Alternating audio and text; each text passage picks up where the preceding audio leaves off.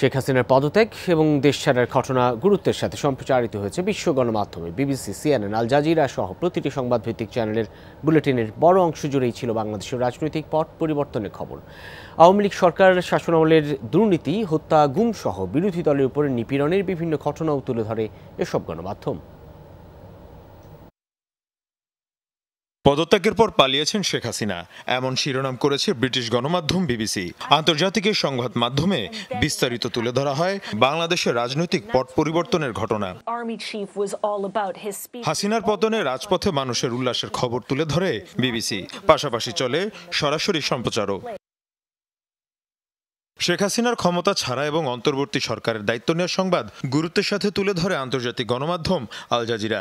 পাশাপাশি গেল কয়েকদিন ধরে আওয়ামী লীগ এবং এর অঙ্গ সংগঠনের হামলায় ছাত্র ও বেসামরিকদের নিহত হওয়া নিয়েও একাধিক স্টোরি প্রচার করা হয়। সরাসরি সম্প্রচারের পাশাপাশি চলে বিশ্লেষণও।